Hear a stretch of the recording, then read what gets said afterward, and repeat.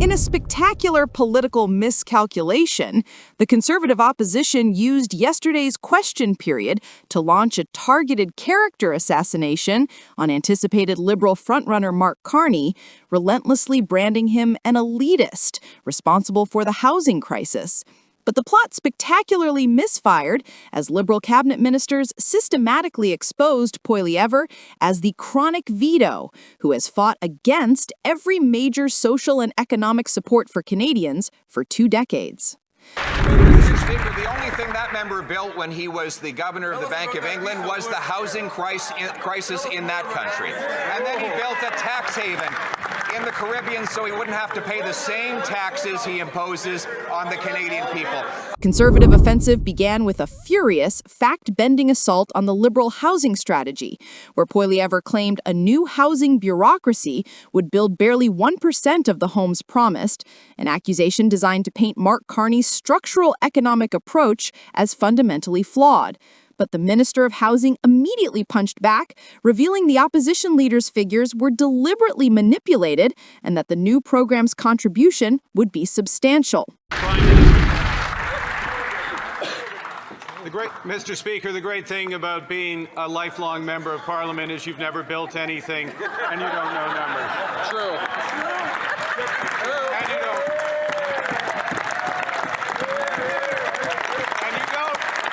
don't even read the PBO report, which says it will contribute to projects containing 86,868 units, 130,000 a unit.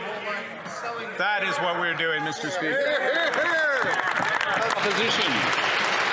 The Minister of Housing then delivered a devastating, personalized counterblow that instantly neutralized Poilievre's housing credibility, openly mocking his own track record, and setting the official Liberal line that the Conservative leader's attacks are nothing more than hypocritical posturing, not serious policy solutions. Rich for the Leader of the Opposition to speak about this. As we all know, when he was Housing Minister and I was the Mayor of Vancouver, he built 6 homes as a Housing Minister.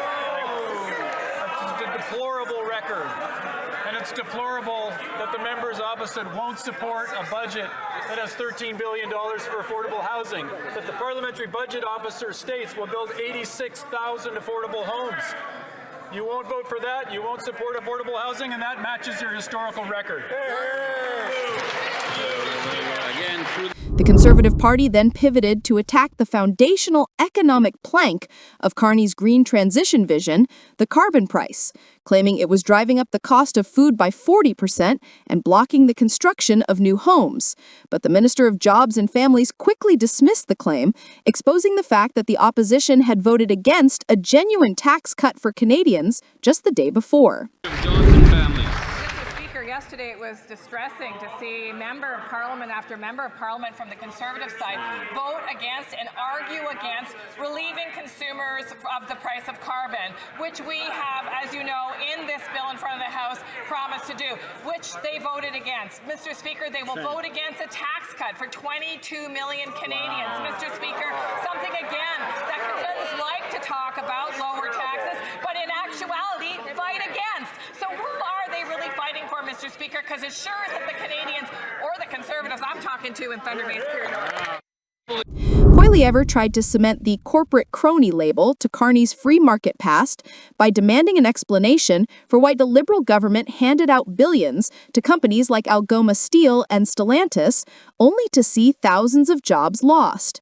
But the Minister of Industry provided a blunt, unflinching defense, claiming the $400 million investment was necessary to keep Algoma in existence amid a trade war. So, Mr. Speaker, my point is that we'll continue to fight for these jobs, and the company was clear today. If it wasn't for the $400 million and the $100 million by Ontario, the very existence of Algoma Steel would have been in jeopardy, Mr. Speaker. The political pivot was cemented by the government House leader, who dropped the quote, "Everyone is now sharing," positioning Poilievre as a figure of pure opposition and no substance, an economic vandal who has systematically worked against the interests of working families for his entire career, reinforcing the idea that Carney is the only choice for principled, effective governance. Tired lines of the Leader of the Opposition, which he's been using for 2 years. He has systematically stood in the way of investments in supportive, in social, in low-cost and low-income housing in this country throughout his exclusive 20-year career in this House of Commons. He has systematically stood in the way of supports like dental care, like child care, like the Canadian Child Benefit, like school nutrition, the very things that he fakes and pretends to care about in this House, but would vote against, and Canadians know he would vote against everything with care in the name, Mr. Speaker. He needs to...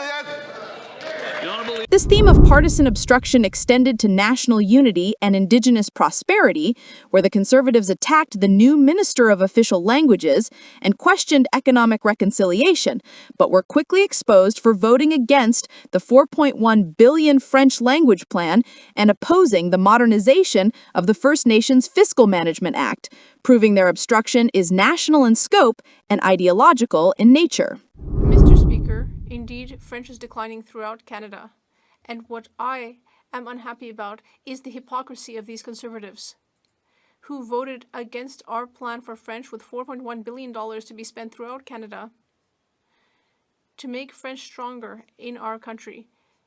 When I was Minister of Immigration, I doubled Francophone immigration outside Quebec.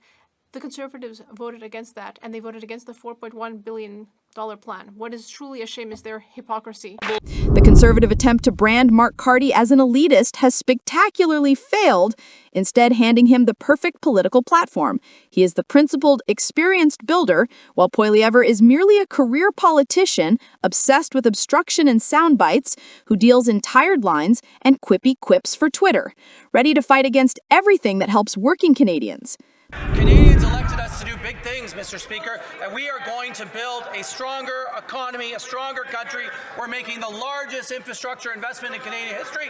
That party voted against it. We are going to be building roads and bridges, community centers, hospitals, and transit, Mr. Speaker, using Canadian steel and Canadian lumber.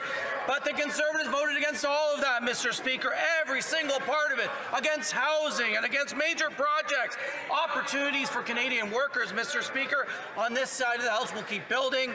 We're going to be standing with our workers, unlike the Conservatives. The calculated defense has energized Liberal supporters who are now armed with a powerful counter-narrative. Poilievre is not fighting for change. He is fighting against childcare, dental care, and affordable housing, the very things Carney's platform would secure with his financial expertise.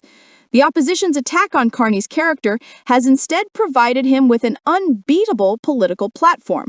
He is the principled, experienced leader ready to build a stronger economy, a stronger country through serious investment, while Poilievre is cast as the man who voted against every single one of them. The attempt to paint the former central banker as a foreign elitist has instead painted the Conservative leader as chronically anti-Canadian progress, clearing the decks for a Mark Carney entry that will now be defined by substance over smear.